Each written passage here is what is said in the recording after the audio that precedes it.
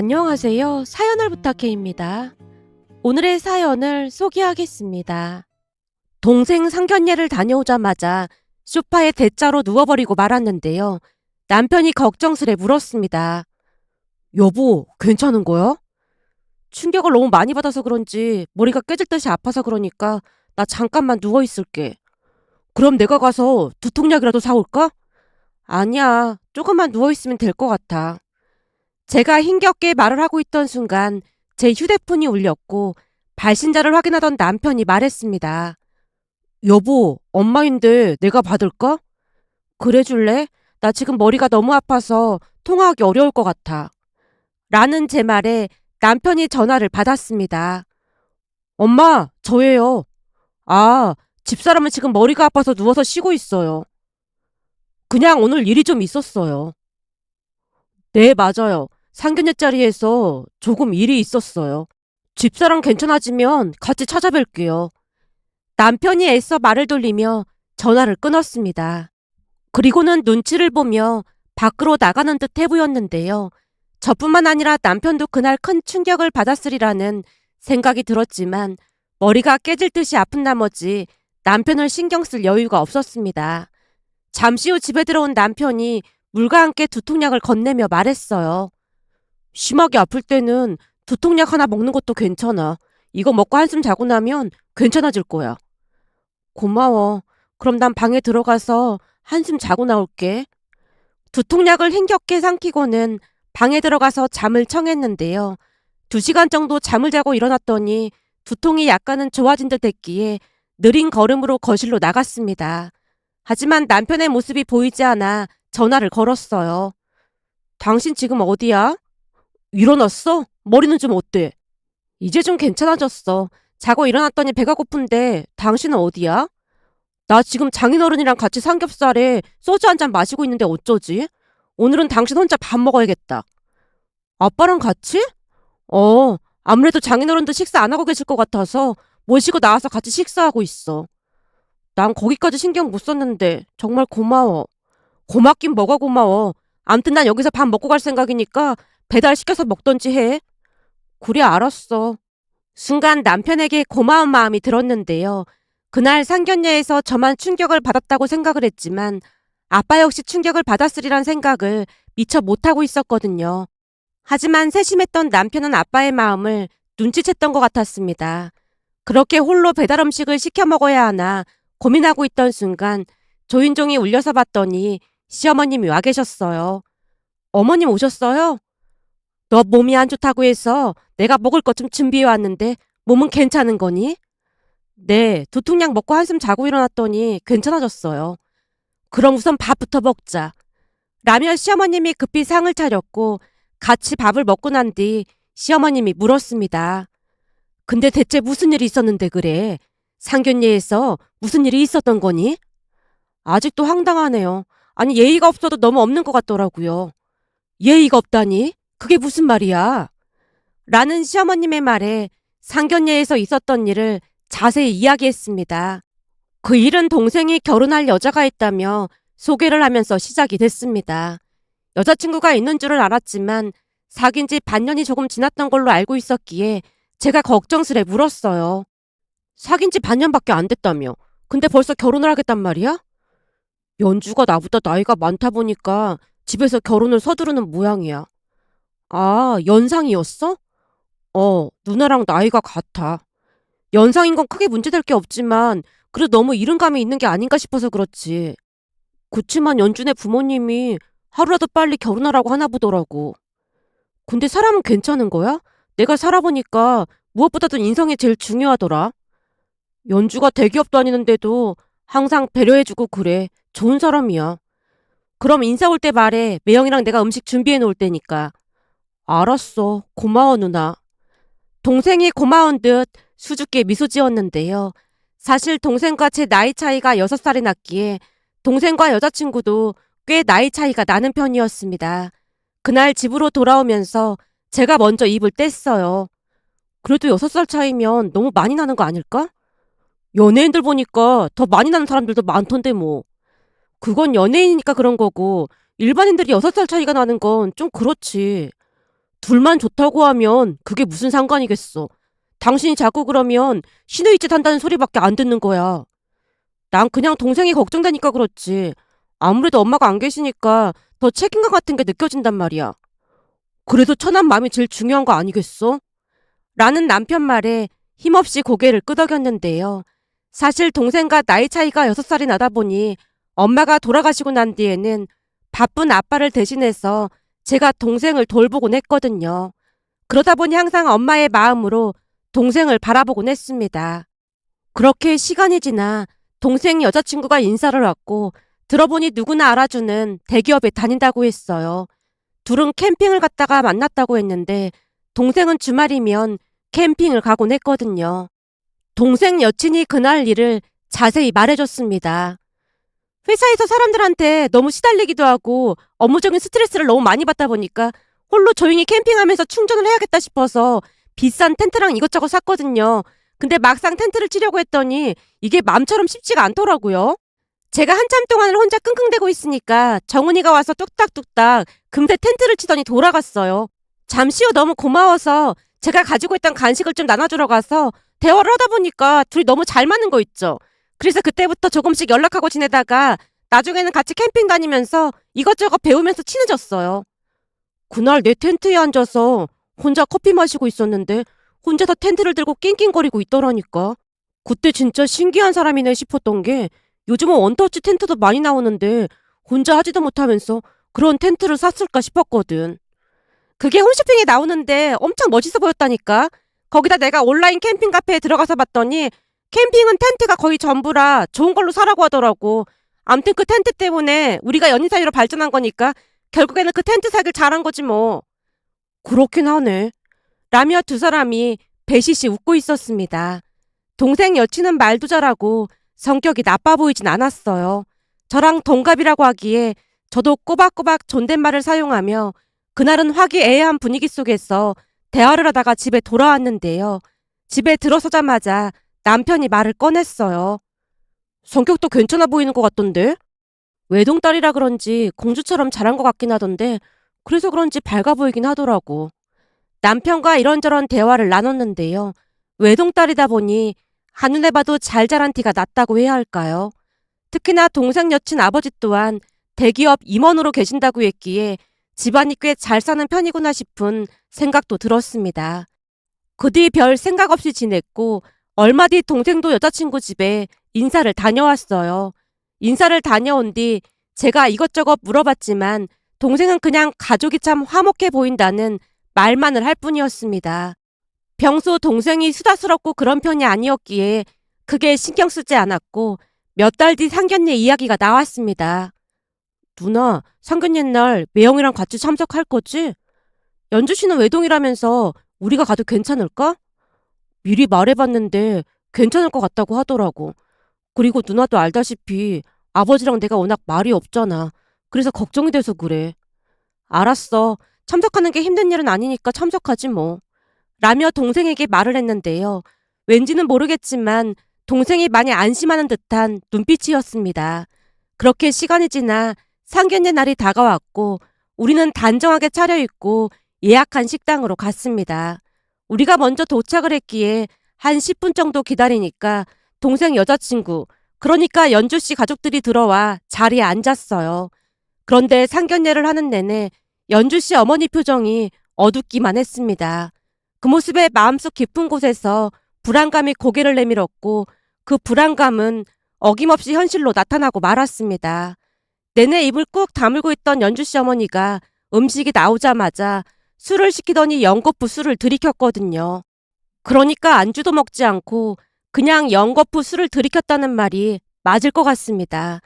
결국 30분도 되지 않아서 연주씨 어머니가 잔뜩 취하고 말았는데요. 연주씨 어머니 입에서 충격적인 막말이 쏟아져 나왔습니다. 우리가 어떻게 키운 딸인데 중석이 없다는 사람을 사윗감으로 데리고 와. 너 말이야. 우리 딸한테 고마워해야 해. 알았어? 우리 딸이 다 알아주는 대기업 다니는데 어디서 듣도 보도 못한 회사 다니는 놈을 데리고 올 수가 있어. 내가 창피해서 어디다 말도 못하겠어. 엄마, 정은 씨네 회사가 왜 중소기업이야. 내가 중견기업이라고 했잖아. 대기업 빼놓고는 그냥 다 중소기업인 거지. 개뿔 중견기업은 뭔 놈의 중견기업이야. 능력 있어봐. 당연히 대기업 들어가겠지. 안 그래? 네가 직접 말해봐. 너 능력이 없어서 그따위 회사 들어간 거 맞지? 연주 씨 어머니가 불만 가득한 표정으로 동생을 노려보며 물었고 동생이 눈치를 보며 어쩔 줄을 몰라 하고 있었습니다. 그러자 연주 씨 어머니가 다시 다그쳤어요. 말해보라고! 왜 입 두고 말을 못해? 내가 이래서 중소기업 다니는 인간들을 혐오한다니까. 그런 인간들은 자존심이고 뭐고도 없고 그냥 내내 굽신굽신거리는 게 일이거든. 그런데 너 같은 인간이랑 우리 딸이랑 결혼을 한다는 게 말이나 되는 소리야? 여보, 취한 것 같으니까 그만해. 연주 씨 아버지가 어머니를 말렸지만 그 뒤에도 연주 씨 어머니는 한동안 막말을 쏟아냈습니다. 차마 입에 담을 수도 없는 말들을 쏟아냈는데 순간 어찌나 놀랐던지 정신이 아득해지면서 제 손이 덜덜 떨리고 있었어요. 그나마 연주 씨와 연주 씨 아버지가 말리면서 우리에게 머리를 조아리며 사과를 하고 있었기에 박차고 나오지도 못한 채 안절부절 못하고 있었는데요. 아빠도 큰 충격을 받은 것인지 표정이 말이 아니었습니다. 그렇게 상견례는 난장판이 되었고 나중에는 연주 씨 아버지가 어머니를 데리고 나가버렸어요. 연주 씨 또한 죄송하다고 인사를 하고 급히 두 사람을 따라 나갔고요. 그들이 떠나고 난 뒤에도 우리는 넋을 놓고 앉아 있었는데요. 한 20분쯤이 지나자 아빠가 조용히 입을 뗐습니다. 정훈이 너는 이 결혼 꼭 해야겠냐? 저기 어머님이 평소에는 괜찮으세요. 아무리 그래도 상견례가 보통 어려운 자리가 아닌데 아버지도 아니고 어머니가 술에 취해서 이러는 게 난 도통 이해가 안 되는구나. 아빠가 긴 한숨을 내쉬는 모습에 저도 거들었습니다. 정훈아, 누나 생각도 아빠 생각이랑 같아. 다른 자리도 아니고 상견례 자리에서 술에 취해서 너한테 이 자식 저 자식 하는 게 상식적으로 말이 된다고 생각해? 내가 볼 땐 결혼하면 너 엄청 힘들어질 수도 있어. 난 이 결혼 결사 반대야. 네가 왜 이런 대접을 받아야 하는 거야? 아무래도 연준애가 워낙 잘 살다 보니까 그런 것 같아. 아무리 잘 산다고 해도 사익감한테 이런 대접을 하는 건 말이 안 되는 거지. 난 결사 반대니까 잘 생각해봐. 제가 동생을 뜯어말렸지만 동생이 고개만 푹 숙일 뿐 아무런 대답도 하지 않았습니다. 그 와중에도 동생은 여자친구를 포기할 생각이 없어 보였는데요. 한마디로 콩깍지가 제대로 쓰인 듯해 보였습니다.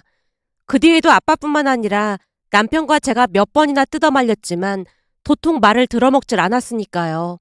그러던 중 연주 씨가 저한테 전화까지 해왔지만 제가 받지 않자 문자로 사과 메시지를 보내왔는데요. 연주 씨가 보내온 문자 내용 때문에 오히려 더 기분만 상했습니다. 제가 외동으로 자라다 보니까 부모님 기대가 커서 속상하셔서 그랬던 것 같아요. 제가 사과드리겠습니다. 라는 문자를 보자마자 제가 맞받아쳤습니다. 다른 자리도 아니고 상견례 자리에서 이 자식 저 자식 하는 건 말이 안 된다고 생각해요. 연주 씨가 귀한 자식인 만큼 우리 정훈이도 우리 집에서는 귀한 자식이니까요. 제가 볼 때는 둘이 잘 상의해서 생각해봐야 할 문제인 것 같네요. 제가 최대한 감정을 억누른 채 답장을 보냈고 다시 문자가 왔는데요. 근데 따지고 보면 정훈 씨네 회사가 대기업이 아닌 건 맞잖아요. 그러다 보니 우리 엄마 입장에서는 딸보다 못한 사이를 본다는 생각에 속상할 수도 있는 거잖아요. 사실 이런 말까지 안 하려고 했는데 연봉도 제가 더 넣고 한데 우리 엄마 술주정 정도는 그냥 눈 감아줄 수도 있는 거잖아요. 거기다 제가 외동이라 나중에 부모님 재산도 다 제 거가 될 게 뻔한데 정은 씨가 엄마 술주정 정도는 받아줘도 되는 거 아닐까요? 그리고 사과하려고 문자 보낸 사람한테 이런 식으로 하는 건 참 예의가 없는 행동인 것 같네요. 이건 정은 씨랑 저랑 두 사람 일이니까 누나는 그만 빠져주세요. 연주 씨가 오히려 불쾌하다는 듯이 문자를 보내오는 모습에 너무나 어이가 없어서 더 이상 답장을 하지 않았고 연주 씨 전화번호를 차단해버렸습니다. 그렇게 제가 있었던 일을 자세하게 말하자 시어머님이 놀란 채 물었습니다. 지금 말한 게 다 사실이란 말이야? 네, 전 살다 살다 이런 일은 처음이잖아요. 근데 이 정도면 진짜 너무 심한 거 아닐까요? 당연하지. 어디 상견례 자리에서 그따위로 말을 하고 있어. 나도 어디 가서 그런 일은 듣도 보도 못했어. 그죠? 진짜 별의별 사람이 다 있더라니까요. 그래서 사돈총각은 뭐라고 하는데 그래. 지금 가장 큰 문제는 정은이가 말을 듣지를 않는다는 거예요. 뭐? 그럼 사돈총각은 이 와중에도 그 아가씨랑 결혼을 하겠다는 거야? 아무래도 콩깍지가 단단히 씌인 것 같더라고요. 거기다 그 여자가 6살 연상이잖아요. 그러다 보니까 약간 가스라이팅을 당하고 있는 것 같기도 해요. 그 가스라이팅이라는 게 그렇게 무서운 거라고 하잖니. 정말 그럴 수도 있을 것 같구나. 그래서 어떻게 해야 하나 고민이 이만저만이 아니에요. 그런 집구석이랑 결혼하게 되면 안 봐도 고생길이 훤해 보이잖아요. 당연하지. 근데 그 아가씨네 아버지가 대기업 임원이라고 했다고? 대체 어떤 회사길래 그렇게 난리를 치는 거야? 아까 어디라고 했던 것 같은데 너무 놀라서 기억이 안 나네요. 제가 그이한테 전화해서 물어볼게요. 제가 남편에게 전화를 해서 물어봤고 회사 이름을 시어머님에게 말해드렸는데요. 시어머님이 피식 웃으며 대답했습니다. 그 직급이면 높지도 않은 거구만. 꼴값도 그런 꼴값이 없구나. 그러게요. 근데 그 대기업 임원이라는 자부심이 어마어마하더라고요. 대기업 임원이라고 해봐야 언제 잘릴지도 모르는 계약직 신분인데 참 어이가 없구만. 시어머님이 어처구니 없다는 듯이 쓴웃음을 지었습니다. 그 뒤에도 동생은 정신을 못 차린 듯 했고 연주 씨네 집에 드나들면서 잘 보이기 위해 노력하는 듯해 보였습니다. 하지만 제가 무슨 말을 해도 들은 척도 하지 않았기에 하루하루 제 속은 타들어갔습니다. 그러던 어느 날은 충격적인 사건이 일어났는데요. 어느 주말 남편에게 전화 한 통이 걸려왔습니다. 네, 엄마. 네? 어디라고요? 경찰서요? 엄마가 거기 왜 있는 거예요? 알았어요. 지금 빨리 갈게요. 여보, 경찰서라니 그게 무슨 말이야? 빨리 차키 좀 가지고 와봐. 엄마 지금 경찰서에 계신데. 어머님이 왜 경찰서에 계셔? 급하니까 우선 가면서 얘기하자고. 라며 남편과 함께 급히 시어머님이 말한 경찰서로 갔는데요. 도착하고 나서 너무나 놀란 채 입이 다물어지지 않았습니다. 그곳에는 시어머님뿐만 아니라 동생 그리고 연주씨 모녀가 있었거든요. 그런데 시어머님과 연주씨 어머니 얼굴이 말이 아니었습니다. 어찌나 놀랐던지 제가 떨리는 목소리로 물었어요. 어머님, 대체 무슨 일이에요? 아니, 내가 마트에 갔는데 저 옆에 내가 사돈 총각을 시정부리도 부려먹고 있잖니. 그래서 내가 한마디 했더니 미친 사람처럼 달려들어서 내 머리채를 잡는 거야. 네? 머리채를요? 지나가던 어떤 분이 저 옆에 내가 내 머리채 잡는 걸 촬영하고 있길래 내가 영상을 좀 보내달라고 부탁해서 영상까지 받았다니까. 자, 여기 좀 봐봐라. 저 옆에 내가 먼저 내 머리채를 잡고 늘어졌다니까. 그건 당신이 먼저 시비를 걸었으니까 그렇지. 그럼 아들같이 키운 사돈 총각이 갑질을 당하고 있는데 내가 어떻게 참아? 사돈끼리 자식은 번 놈의 자식이야. 피 한 방울 안 섞인 주제에. 당신같이 편협한 사람들이나 그런 생각을 하는 거지. 우리 아들 며느리가 대학 때부터 만나서 사귀다 결혼했어. 내가 사돈 총각 수능 도시락까지 싸준 사람이야. 내 자식이랑 똑같이 생각하고 챙겼는데 어디 감히 귀한 남의 자식한테 갑질을 하고 앉았어. 말도 마라. 사돈 총각한테 말귀를 못 알아먹는다고 하면서 소리도 지르고 밀치고 아주 난리를 떨더라니까. 웬만해야 모른 척을 하지. 여기 봐봐라. 얼마나 꼴싸 나왔으면 어떤 젊은 남자가 내내 따라다니면서 촬영까지 했겠어. 이런 인간들은 매운맛을 봐야 한다니까. 경찰 양반들, 여기 영상 보면 알겠지만 저 옆에 내가 먼저 내 머리채 잡았고 저는 그냥 당하고만 있었습니다. 그러니까 쌍방과실 뭐 그런 거 아닙니다. 정 궁금하시면 마트 CCTV 확인해 보세요. 시어머님의 말에 경찰의 연주씨 어머니에게 이런저런 설명을 하고 있었는데요. 동생이 우리에게 다가와 사과를 했습니다. 사돈 어르신, 정말 죄송합니다. 사돈 총각, 아까 나한테 하는 거 똑똑히 봤죠? 그러니까 정신 바짝 차려요. 네, 사실 저도 이게 맞나 계속 생각하고 또 생각하고 있었어요. 그럼 이제는 정신 차리는 거예요? 네, 조금 전에 헤어지자고 말했습니다. 잘했네, 아주 잘했어. 뭐니 뭐니 해도 사람 인성이 제일로 중요한 법이지. 시어머님과 동생이 대화를 하고 있던 사이에도 두 모녀가 뱁새 눈을 하고 우리를 노려보고 있었습니다. 그 뒤 경찰의 중재로 인해 쌍방과실로 합의를 보고 나왔는데요. 영상 안에는 시어머님도 손을 휘두르다가 여자의 머리를 치는 영상도 있었으니까요. 하지만 그 사건 이후로 동생은 그 여자와 헤어졌답니다. 그나마 다행이었던 것은 그날 이후 완전히 정이 떨어진 모양으로 전화번호를 차단한 채 끝을 냈습니다. 그렇게 얼마나 지났을까요? 얼마 뒤 또다시 놀랄만한 일이 일어났습니다. 어느 날 아빠에게 전화가 걸려왔어요. 딸, 너 안 바쁘면 잠깐 집에 와봐야겠다. 왜? 무슨 일 있어? 그 뭐냐? 나도 참 난감해서 황당한데 말이야. 그 정훈이 전 여자친구가 집에 와서 울고불고 난리도 아니야. 뭐? 여자친구라니? 설마 아직도 안 헤어졌단 말이야? 벌써 헤어졌지. 근데 찾아와서 뭐라고 하는데? 도통 알아들을 수가 있어야지. 뭐라고 하는데 그래? 우리 때문에 연주 아버지가 회사에서 잘린다나 뭐래나 그러잖아. 그래서 우리는 모르는 일이라고 했거든. 근데 안 가고 울고불고 버티고 있잖니. 그러니까 김서방이랑 얼른 같이 와봐. 나도 참 난감하네. 라는 아빠의 말에 번개와 같이 친정으로 갔는데요. 정말로 그 여자가 울고불고 난리도 아니었습니다. 더욱 기가 막혔던 것은 그 여자 혼자 온 게 아니었고 그 엄마도 와 있었는데요. 어찌나 당황스럽던지 제가 따져 물었습니다. 남의 집에 와서 지금 뭐 하시는 겁니까? 우리가 잘못한 건 맞지만 그 영상을 우리 남편 회사에 알린 건 너무 심한 거 아닙니까? 대체 무슨 말씀을 하시는 거예요? 당신들이 우리 남편 회사에 알리는 바람에 지금 잘리게 생겼단 말이에요. 내가 이렇게 부탁할 테니까 가서 사실이 아니라고 한 번만 얘기 좀 해줘요. 우리는 그런 적 없다니까요. 그럼 회사 부사장님이 어떻게 알았겠어요? 우리 남편이 인맥을 청동원에서 알아봤더니 누가 남편 회사 부사장님한테 제보를 했다고 하던데. 네? 부사장님이요?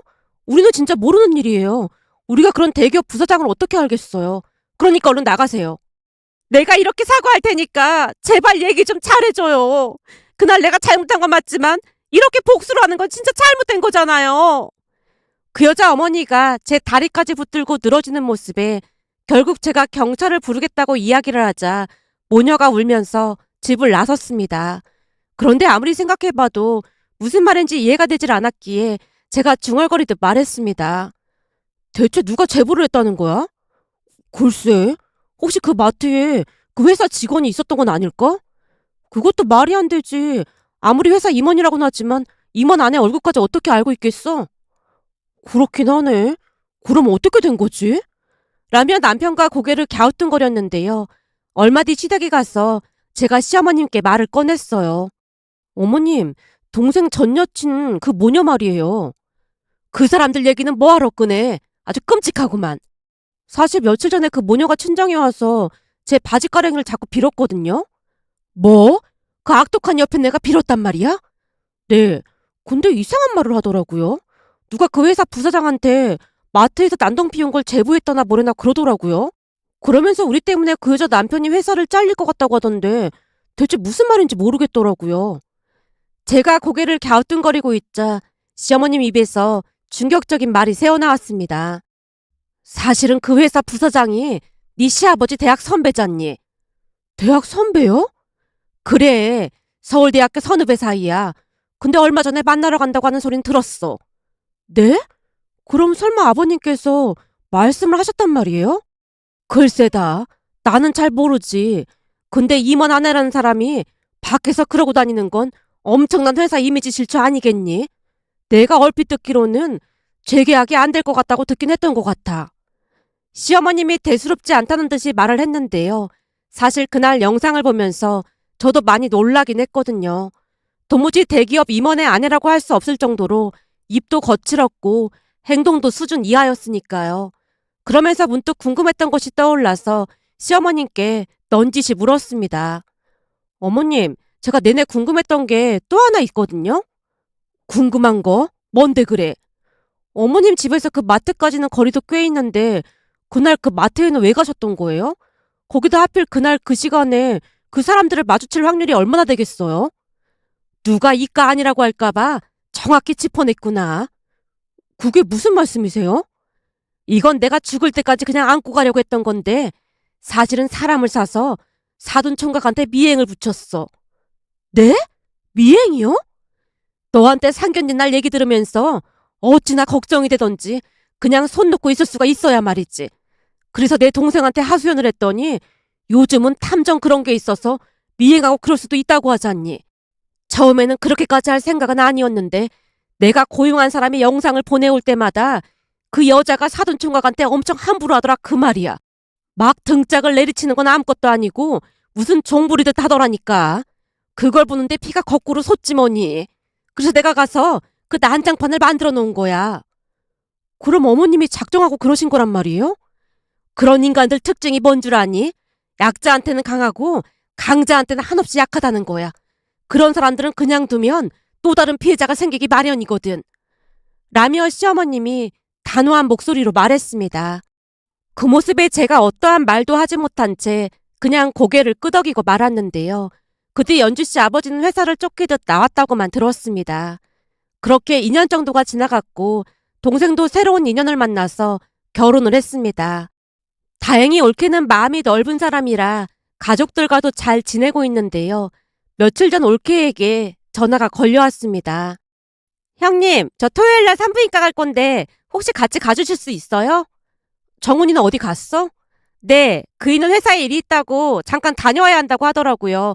근데 진료가 오전이라서요. 알았어. 내가 아침에 집 앞으로 갈게. 감사해요, 형님. 올케는 밝은 사람으로 제게도 살갑게 대했기에 그저 예쁘기만 했습니다. 그렇게 며칠 뒤 올케와 함께 산부인과로 가서 차례를 기다리고 있었는데요. 순간 동생의 전 여친이 산부인과로 들어오고 있는 게 아니겠어요? 근데 혼자가 아닌 어떤 아주머니와 함께 들어오고 있었어요. 그 여자는 저를 못 본 모양으로 고개를 푹 숙이고 의자에 앉았고 그 옆에 같이 온 아주머니가 따라 앉았는데요. 아무리 봐도 그때 봤던 그 친정엄마가 아니었습니다. 그런데 옆에 있던 아주머니가 짜증스레 푸념을 늘어놓기 시작했어요. 그러게 나이가 많아서 처음부터 마음에 안 들었다니까. 그래서 내가 혼수를 말도 안 되게 많이 해오라고 했는데도 눈치 없이 다 해올 수 있다며 결혼할 때부터 알아봤어. 너 때문에 우리 아들은 자식도 없이 이게 무슨 난리냔 말이야. 우리 아들한테는 아무 이상도 없다는데 네가 나이가 많아서 임신이 안 되는 것 같다는 소리 너도 분명히 들었지? 우리 집안 대가 끊길 참인데 이제는 어떻게 할 참이야? 거기다 니네 아버지가 사업한다고 빌려간 돈은 대체 언제 갚을 거라니? 그리고 내가 여기저기 알아봤더니 니네 아버지 말이야. 회사도 안 좋은 일로 잘린 거라며? 그런 것도 모르고 결혼시킨 우리가 눈깔이 삔 거지. 내가 의사한테 들어보니 어차피 임신도 안 될 것 같다고 하던데 너 그냥 우리 아들이랑 갈라서라. 그럼 너네 아버지가 빌려간 돈 갚으라고 안 할 테니까. 이렇게 병원 다닌다고 해서 안 될 임신이 되겠니? 라는 대화를 하고 있었는데요. 그냥 딱 봐도 시어머니인 게 분명해 보였습니다. 시어머니는 며느리가 마음에 안 드는 모양인지 오히려 임신이 될까봐 노심초사하는 분위기였으니까요. 그 바람에 동생의 전 여친이 고개를 떨군 채 눈물을 훔치고 있었는데요.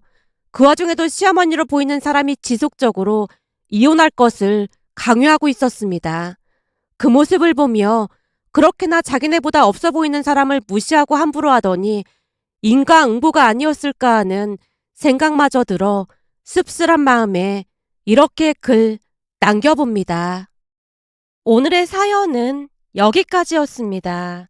즐겁게 보셨다면 구독, 좋아요 부탁드립니다. 고맙습니다.